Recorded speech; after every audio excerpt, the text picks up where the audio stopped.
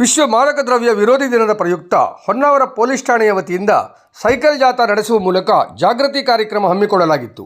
Honnavar Rotary club ಸದಸ್ಯರು ಮತ್ತು Godwin cycles Honnavar ಇವರ ಸಹಕಾರದ ಮೇರೆಗೆ ನಡೆದ ಕಾರ್ಯಕ್ರಮವನ್ನು ಸಿಪಿಐ ಸಿದ್ದರಾಮೇಶ್ವರ ಹಸಿರು ನಿಶಾನೆ ತೋರುವ ಮೂಲಕ ಚಾಲನೆ ನೀಡಿದರು. ವ್ಯಸನದಿಂದ ಉಂಟಾಗುವ ದುಷ್ಪರಿಣಾಮಗಳ ಕುರಿತು ಅರಿವು ಮೂಡಿಸುವುದರ ಜೊತೆಗೆ ಸ್ವಯಂ ಪ್ರೇರಿತರಾಗಿ ಮಾದಕ ವಸ್ತುಗಳ ಸೇವನೆಯನ್ನು ವಿರೋಧಿಸುವ ಮೂಲಕ ವ್ಯಸನಮುಕ್ತ ಸಮಾಜ ನಿರ್ಮಾಣಕ್ಕೆ ಎಲ್ಲರೂ ಕೈಜೋಡಿಸಬೇಕು. ಕ್ಷಣಿಕ ಸುಖಕ್ಕಾಗಿ ಯುವಜನತೆ ಮಾದಕ ವ್ಯಸನಗಳ ಸೇವನೆಗಳಂತಹ ದುಶ್ಚಟಗಳಿಗೆ ಬಲಿಯಾಗದೆ ಪ್ರಜ್ಞಾವಂತ ನಾಗರಿಕರಾಗಿ ಬಾಳುವಂತೆ ಕರೆ ನೀಡಿದರು. ಪೊಲೀಸ್ ಠಾಣಾ ಮುಂಭಾಗದಿಂದ ಹೆದ್ದಾರಿ ಮೂಲಕ ಶರಾವತಿ ವೃತ್ತದ ಮೂಲಕ ಬಸ್ ನಿಲ್ದಾಣದವರೆಗೆ ಸೈಕಲ್ ಜಾಥಾ ಹಮ್ಮಿಕೊಳ್ಳಲಾಗಿತ್ತು. ಪಿಎಸ್ಐ ರಾಜಶೇಖರ್, ರೋಟರಿ ಅಧ್ಯಕ್ಷ ಸೂರ್ಯಕಾಂತ್ ಸಾರಂಗ್, ಮಹೇಶ್ ಕಲ್ಯಾಣಪುರ ಸೇರಿದಂತೆ ಪೊಲೀಸ್ ಸಿಬ್ಬಂದಿಗಳು, ವಿವಿಧ ಸಂಘಟನೆಯ ಪ್ರಮುಖರು ಇದ್ದರು. ಕಾಸರಗೋಡು ಕಾಂಡ್ಲಾವರದ ಪ್ರವಾಸಿಗರಿಗೂ ಸರ್ಕಾರಿ ಐಟಿಐ ಕಾಲೇಜಿನಲ್ಲಿ ವಿದ್ಯಾರ್ಥಿಗಳಲ್ಲಿ ಅರಿವು ಮೂಡಿಸಲು ಇಲಾಖೆಯ ಅಧಿಕಾರಿಗಳು ಮಾಹಿತಿ ನೀಡಿದರು.